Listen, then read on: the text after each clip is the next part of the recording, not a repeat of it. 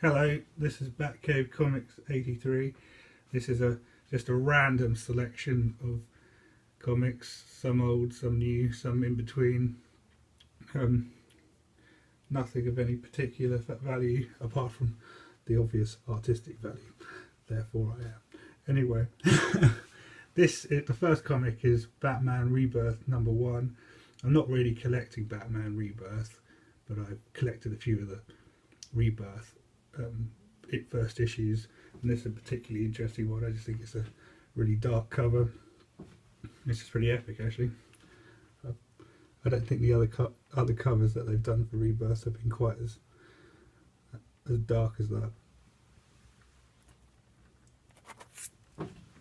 Okay, the next cover is Warlord of Mars 26, the Perillo cover. This is like an incentive cover, I think they call it.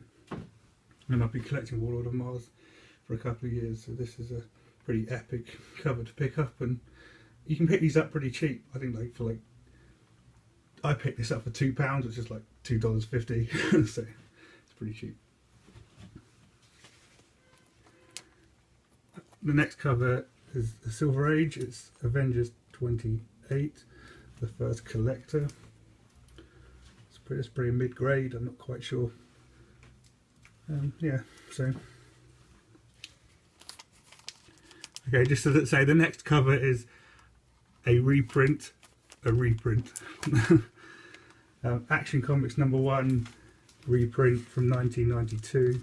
I have to say, these reprints aren't quite as special as you kind of imagine. They're interesting because you can see inside, but one, they look kind of fake, which they are fake, and two, they only print the Superman stories, so it's not really the full comic book.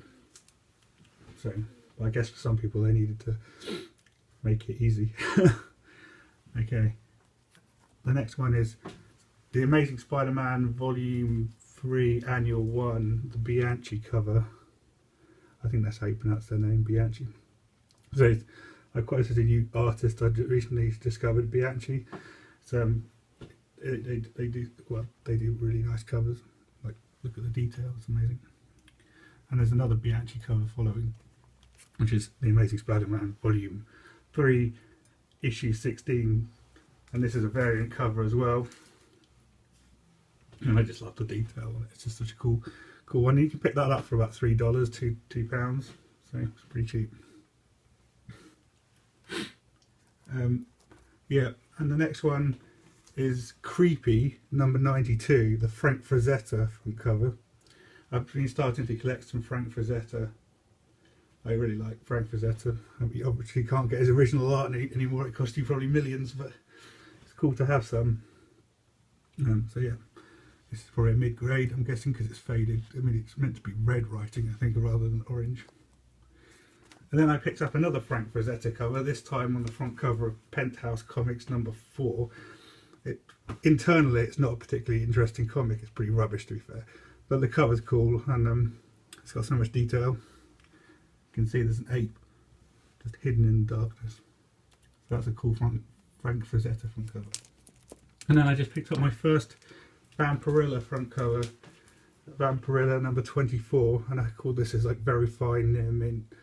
And it's probably one of the nicest quality covers from that era that I've seen. So yeah, it's a nice first Vampirilla to own. And the final comic is Savage Wolverine #2, the Milo Manara front cover. I collect Milo Manara, and this is a particularly detailed front cover. So, and I actually bought it as a CGC. I didn't get it CGC'd. I've never sent anything for CGC. So yeah, that was my pickups for the last week or two, well, 2 weeks, 3 weeks, I think. Apart from this one, which I bought ages ago. So yeah, this is my last video for maybe three or 4 weeks, because I'm planning on going on a hike on Monday, so I won't be back for a while. So yeah, that's it really. I'm just, anyone's interested, I'm going hiking down in Devon and Cornwall. So if you're from America or somewhere else, that's down in the southwest of England. It's like a coast path it's a coast path that you can follow. So I'm going to go for a walk. I broke my ankle a year and a half ago, so I'm trying to train myself up to to be a bit more outdoorsy again. Anyway, see you next time.